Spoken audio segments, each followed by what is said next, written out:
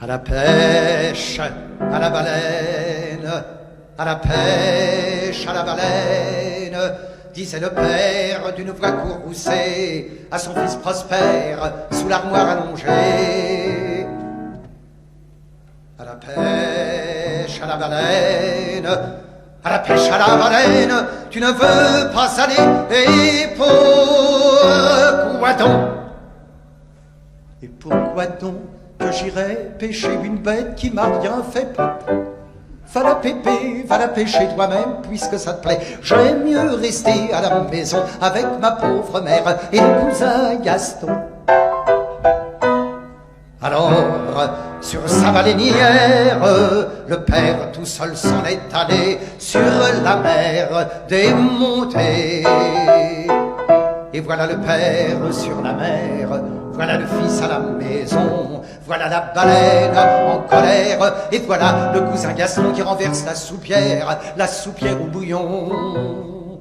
La mer était mauvaise, mais la soupe était bonne, et voilà sur sa chaise Prosper qui se désole. À la pêche à la baleine, je ne suis pas allé, et pourquoi donc je n'ai pas été? Peut-être qu'on l'aurait attrapé, alors j'aurais pu en manger.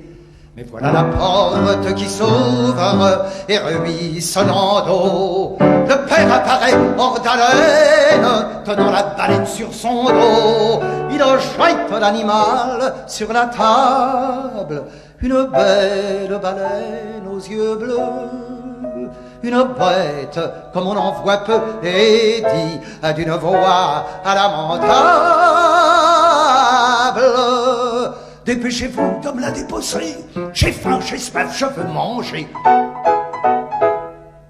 Mais voilà Prosper qui se lève, regardant son père dans le blanc des yeux, dans le blanc des yeux bleus de son père, bleus comme ceux de la baleine aux yeux bleus.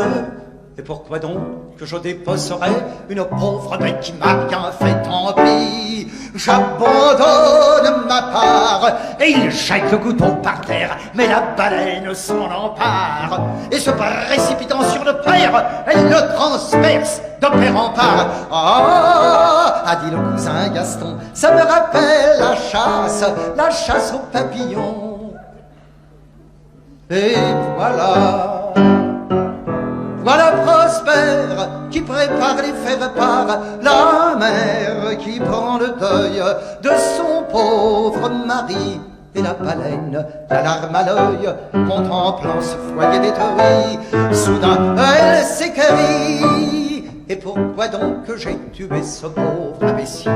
Maintenant les autres vont me pourchasser en motogodille, et puis ils vont exterminer toute ma petite famille. Alors, éclatant d'un rire inquiétant,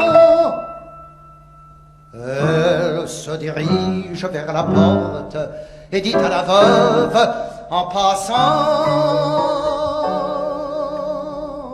madame, si quelqu'un vient me demander, soyez aimable et répondez à la baleine est sortie, asseyez-vous, attendez-la. Dans une quinzaine d'années, sans doute, elle reviendra.